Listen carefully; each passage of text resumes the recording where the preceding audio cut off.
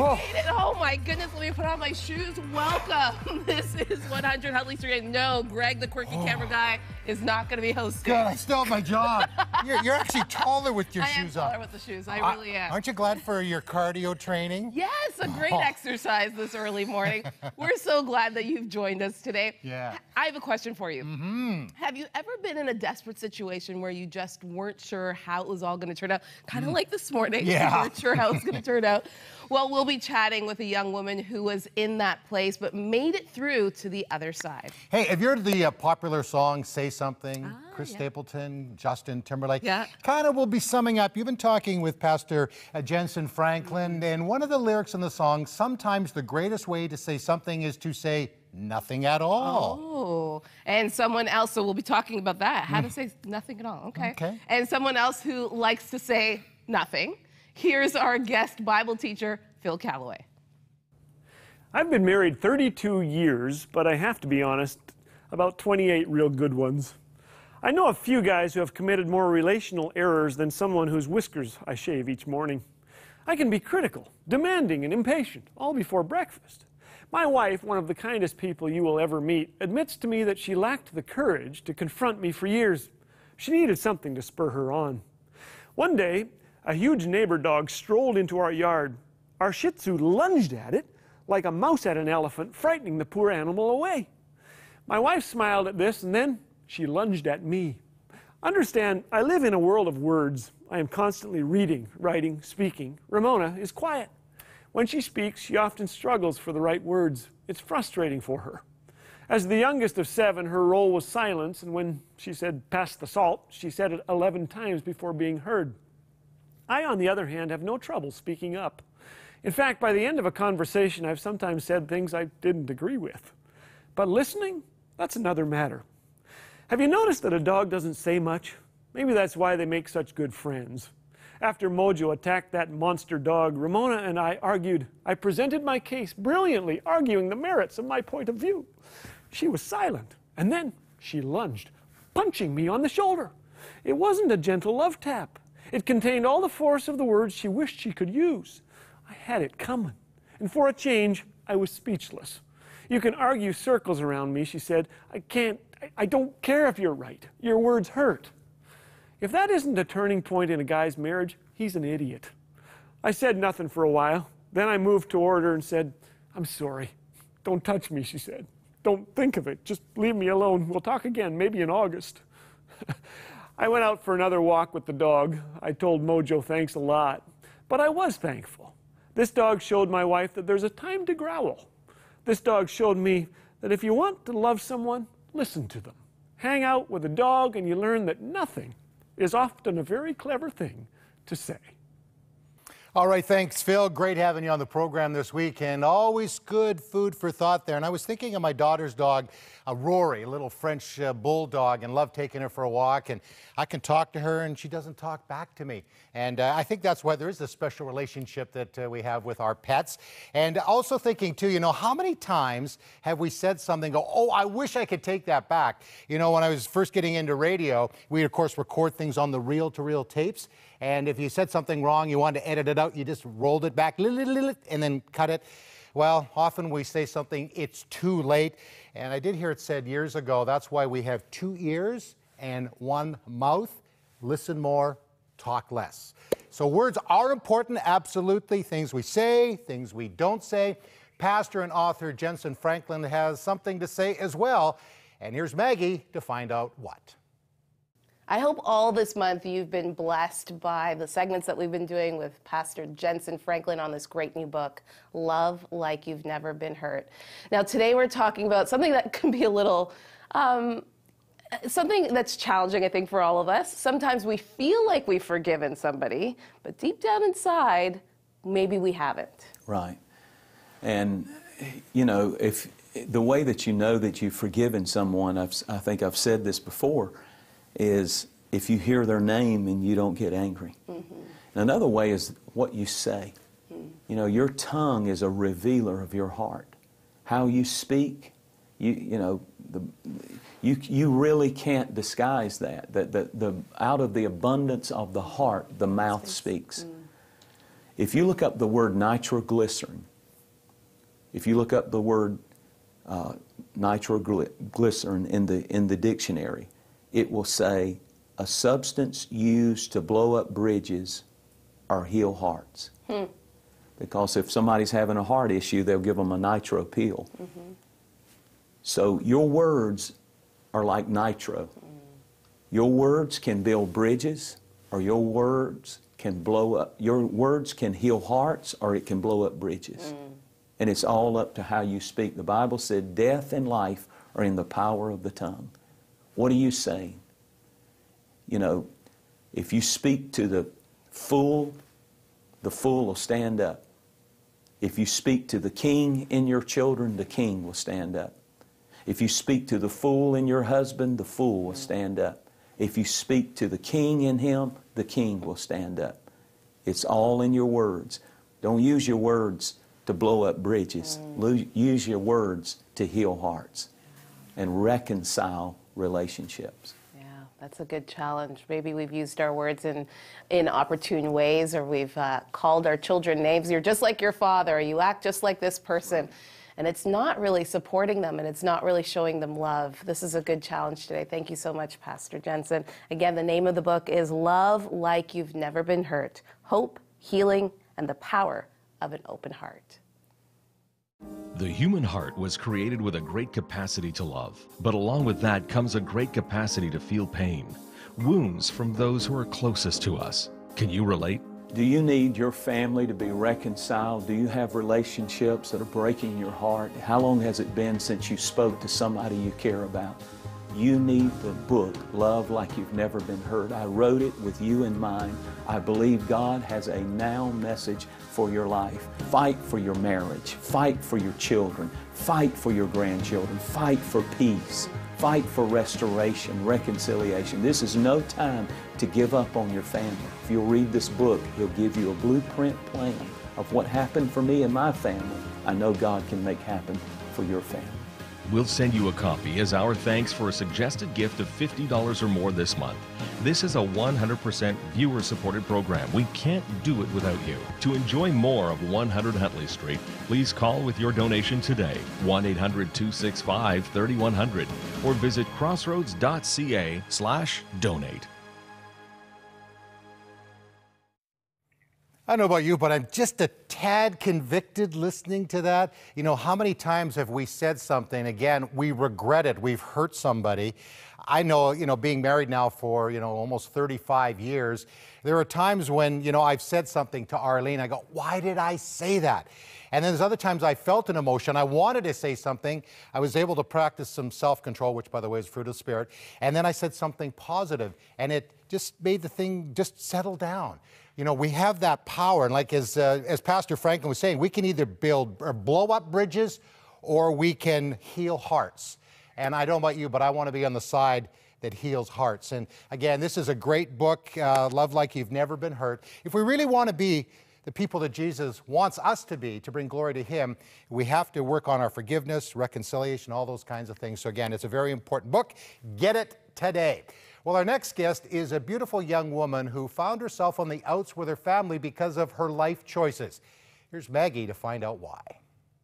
My guest today's life has been filled with a lot of ups and downs, searching for safety, hope, and identity in the midst of much pain and at a huge cost. Thanks for joining us today, Sohala. Thank you so much for having me. So grew up in Tehran and during the height of war. I did, yeah. Tell us about that. Well, I remember as a child you're born and raised into havoc. There's war all the time. There's uncertainty within the country.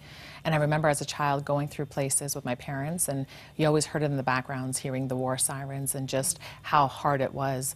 And so my parents did form a plan to leave when everything looked like it was crumbling for them. They wanted to give me and my sister a better life, and they knew if they had stayed, it just would not work out the way that they wanted us to have a good life. Paint this picture. So how old were you when you were living in Toronto? I was about four when we left, yeah. So close to, I have a 5-year-old. Yeah. So what was life like for a 4-year-old hiding? Well, it sadly was normal because that's all we knew. We didn't know any different. There were moments where for me, it feels like moments, but I know long term there were probably more moments like that where we'd go to parks, we'd go to picnics, we'd have family functions and weddings and the fun stuff.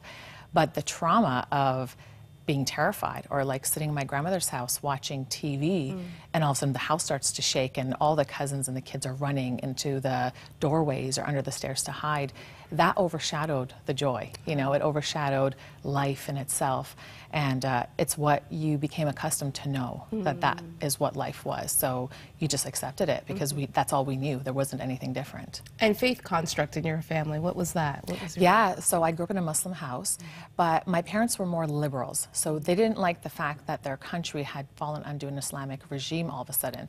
So they're more like the liberal type. They wanted us to have choice. They wanted us to worship God, but not be oppressed with covering our hair and changing our clothes and everything. And so for them, it was really important for us to have choice, even though they still wanted us to practice Islam and fall under what they were raised, you know, traditionally through relatives and grandparents passed down to us. And so your family flees. At one point you're in Torino, and this amazing story of how God kind of answered your father's prayer. Absolutely, yeah. Tell me about this. Well, it was Christmas Eve, and I love how God just works, and he's like, I know how this is going to end out, even though you don't know. And my dad found himself in the streets winter, Christmas Eve, wandering, crying, knew that our money was, you know, low and we didn't have much left to, you know, go to the next country or however long it took to come to Canada. But we needed a visa and we didn't have the visa.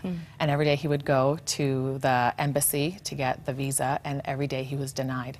So he walked in the streets, found this huge church, sees this huge statue of Jesus, and he walked up to it and he just said, I know you're not my God. I know that we don't do anything to worship you, but you're a God of these people and you're a God of this land.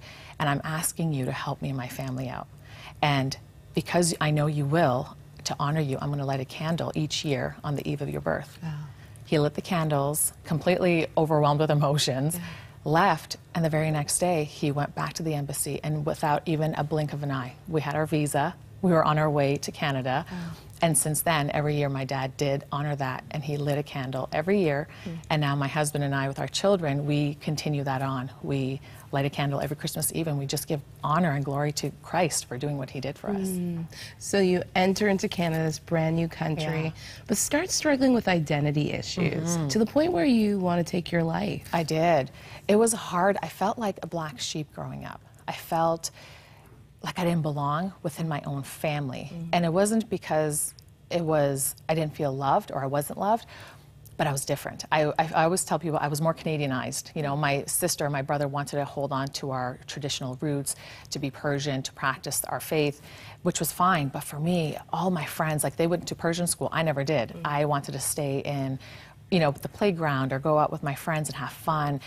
I liked my new life. You know, the old was gone. I didn't have to worry about the war and being afraid to play in a park. And so I struggled with, how come everybody wants me to be this way, but I don't feel like I belong. I feel like I don't even belong in my family. I feel like I was meant to be somewhere different or live a different life. And none of it was bringing me any type of satisfaction. None of it was bringing me any type of wholeness, because I was completely empty inside. You know, I didn't have that life that the Holy Spirit gives us.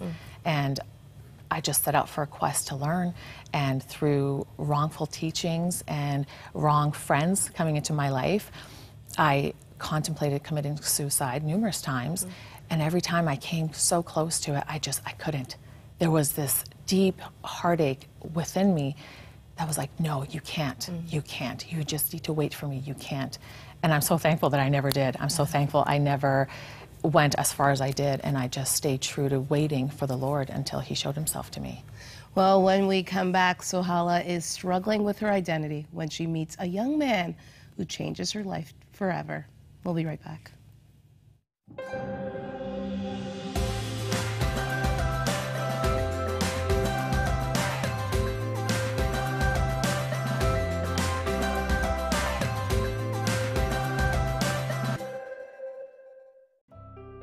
Felt like the end of the world to me, and it felt like I didn't have anything left to live for. Rather than being elated or thanking God that I was still alive, that I had another chance, I started picking up more Ambien off the floor that I'd spilled. At the revelation of Jesus Christ, our trials will result in purpose and honor and glory. I hadn't done anything except gotten prayed for, and I wanted to know more. The person that says hope is what keeps me alive can also go, well, wait a minute, if I have hope, there must be joy here too. And then we see that, wait, there's purpose in my difficulty, there's purpose in my trials. I tell people that I took my own life and God gave it back to me. I felt something I'd never felt before, which I now know is the Holy Spirit. This moment doesn't have to define me with sorrow, with grief, with anxiety. Jesus heals, and that there is hope for me, and it doesn't matter what doctors say, and it's just like somebody gives you an injection of life. We're back with Sohala Kortan telling this amazing story of growing up in Tehran, moving to Canada, new world essentially, and just feeling really lost. Well, one day you meet a young man by the name of Scott, and he starts to talk to you about Jesus. He did. Yeah, we were 15 in high school. And I remember the first time I saw him, there was so much light exuding from him. And I just thought, who is this kid? Like, I got to get to know him. And it wasn't anything like having a crush, but there was this, I was drawn to this light that I'd never seen on anyone before.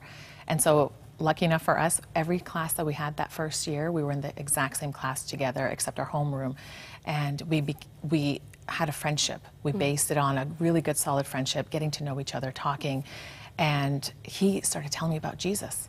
And I got really excited until my Muslim friends found out. And they just put the lid on it. They shut it down. And they reassured me how awful it was for any Muslim to convert, that there's no hope for you, that you're not allowed. It's a huge sin against God. And so I talked to Scott. I said, listen, I love our friendship, but you need to respect me. I'm a Muslim, you're a Christian, and we just need to keep it at that. And so he stopped. And it wasn't until a year and a half after that I finally realized, hey, I'm missing something. Scott hasn't talked to me about his Jesus for a long time, and it scared me. And what scared you about it? It scared me because I knew he was full of so much life, and all of a sudden, that life kind of stopped, that I was receiving. Every time he spoke about Jesus to me, it kept me going. There was this excitement inside until I noticed, hey, it's gone. And so I started talking to him more about it. I started talking to my Muslim friends about our faith. And literally, eventually, one day, my Muslim friend said, if you convert, you're going to burn in hell. Wow. And my Christian friend said, if you don't convert, you're going to burn in hell. And so I found myself in this place of, God, what did I do? I'm burning in hell. I don't like this. And I had a really honest, heartbreaking conversation with God as I walked home from high school, weeping, and he revealed himself to me. And I went home and I wept and I cried and I woke up. And before I slept, I took a nap. I cried out to the one true God. I said, I just want to know the one true God, whoever you are, I just want to know you. I'm tired of feeling dead inside, like my prayers aren't being heard, that I'm just praying to the wall. And I fell asleep and I woke up, and it was like this jolt of electricity that went through my body, and I heard his voice, and he said, it's now or never. You need to make the decision, it's now or never. And I called Scott and we had a quick conversation. He thought I was pranking him because we love playing practical jokes on each other. But I convinced him, like, no, this is serious. I really want to do this. I've made up my mind. And the very next day at school, we walked into a forested area and I gave my life to Christ then. And it was the most incredible day of my life. It really was. And you knew that this would be at a huge cost, that your family would not be happy. Tell us about dinner time and what would happen once your family knew that you were a Christian. Yeah, well, it became really difficult. And back then, I didn't realize how much it would hurt my parents. Being a parent now, I can understand as I'm in their shoes. But they would have dinner together, my parents with my siblings, and I wasn't allowed to sit with them. So I would wait till they were finished having dinner. And when they were done eating dinner and the table was cleared, I'd go in the kitchen and whatever leftovers there were, I'd sit there. The leftovers, yeah. I'd sit there and I'd eat it. And it wasn't because they were mean. I understand that part. They were just so broken. They were so hurt. They thought I had completely gone behind their back, which I had. My dad had said, I wish you would talk to me about this. I would have helped you. I would have taken you to classes and taught you about the Quran and what Islam really is about. But my mind was already made up and I'd fallen in love with this new Jesus and I couldn't turn my back on him anymore. But it was really difficult. But at the same time, now being a parent, I could see their pain and I could see it wasn't intentional.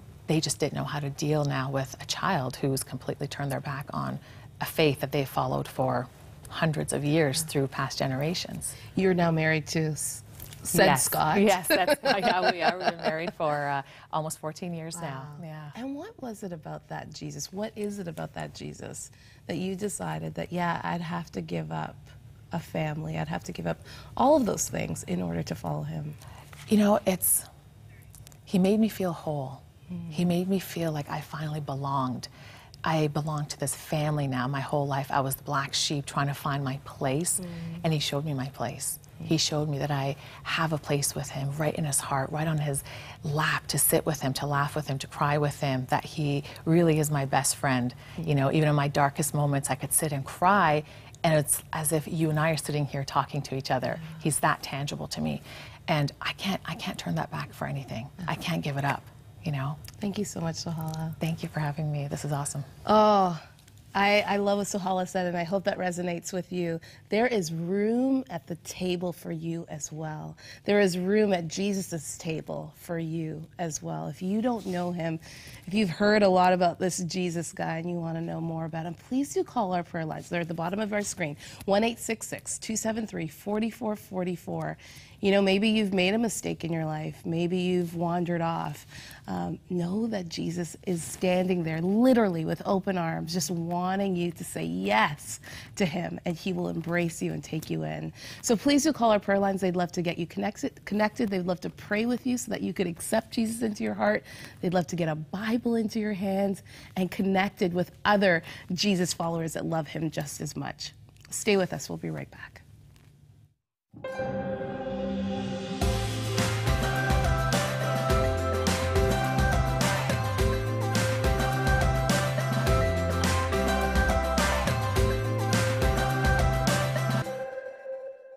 This is life-changing TV. 100 Huntley Street is 100% viewer-supported. We receive no government subsidy. We rely solely on donations from you, our viewer, to make this daily broadcast possible. Our dedicated media missionary team here of producers, editors, camera operators, and our hosts create and broadcast this program for you. They work at this with their whole heart, creatively, passionately, prayerfully, each one using their God-given talents. So I need to ask you, if you haven't ever or haven't recently made a donation to 100 Huntley Street, would you call today and become a partner at $10, $20, or more per month to equip us to give you more of what you love to watch on 100 Huntley Street. And if you can't donate, please just call to request your free subscription of our Reach magazine. Now enjoy today's program. God bless you. Media. This medium. Curated, created, constructed, and colluded to communicate, to influence, to connect, and entertain. With ease, with speed. Over 7 billion people yearning to connect, yearning to be fed, always looking out for whatever's cool, whatever's funny, whatever's trending.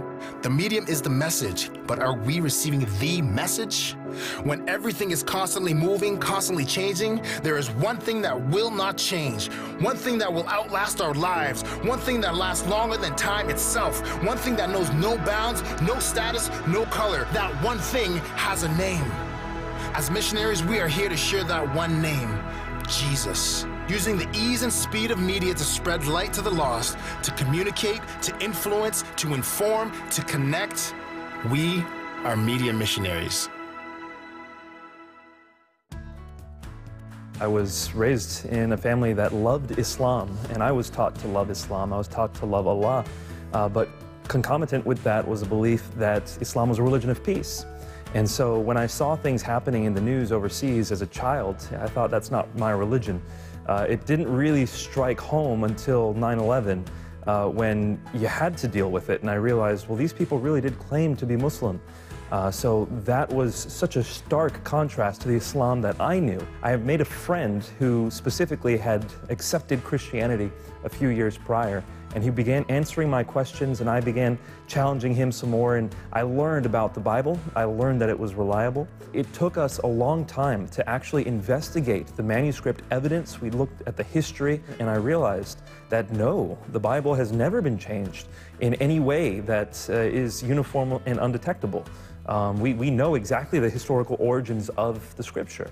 And when it comes to the Quran, though, actually, there was a very specific moment in its history when a leader destroyed all the Quranic manuscripts and sent out an official copy. And when I realized that I'd been poking holes at the Bible this whole time, whereas the Quran was the one that was open to criticism, that was just a huge paradigm shift. I felt as if my world was shaking underneath me. Live a good, solid life. And in that, when you talk to Muslims about Christ, just really see them as people. You know, ask them what their job is like, what sports teams they like, what issues they're having with their family. You know, get to know them personally. Whenever you can strike up a relationship, that's the direction to take. The verses that come to my mind are Matthew 22:37. You know, love the Lord your God with all your heart, soul, mind, strength, and love your neighbor as yourself. So as you love Jesus, let them see that and love them at the same time. Boy, what a powerful reminder there. Of course, we lost Nabil last year. He's with Jesus in heaven now. Absolutely. And, you know, I think of, you know, Suhala and also Nabil. They came from Muslim backgrounds, and they understand what it means, you know, to follow Christ. Sometimes you have to, you do have to put Jesus ahead of your family. And I know for Nabil, that was always a pain. And I also know, you know, for Suhala as well, that's the same thing, that separation from family. But the Lord's grace is there for them. And the common thread that it took one person to be brave enough to share Jesus with both Suhala and Nabil's story, very similar. And that's a great challenge for me as well. As you know, I think we all kind of struggle sometimes with sharing Jesus with certain people because we're afraid of being rejected. We're afraid of being laughed at. But you know, a friend of mine once said, if it's good news, then why don't we declare it well? Why don't we tell more people about it? If we believe that the good news of the Bible is real, if we believe that the good news of Jesus is real, then we should be shouting that out to everybody. And so shout out to Scott and to Nabil's friend who did that. And now these two people love Jesus and are serving him well. And Suhala also told us that 100 Huntley Street was so important to her. Absolutely. Suhala also shared, after our interview, that she felt like this was full circle, that 100 Huntley Street was there for her, especially in the early days of her faith, because she wasn't allowed to go to church because of her family, you know, having that concern about Christianity. And she said if it wasn't for this show, she feels that her faith would have fizzled out.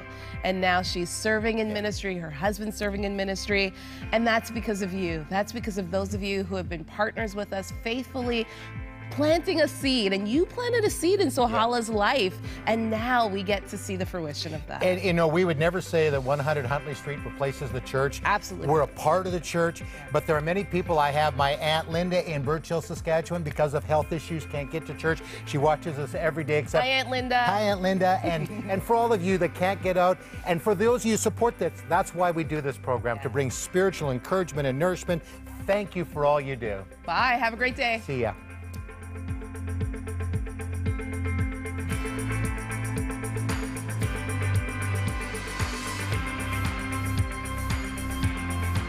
Thank you for your ongoing support of Crossroads, a member of the Canadian Council of Christian Charities. You can write to Crossroads, P.O. Box 5100, Burlington, Ontario, L7R 4M2.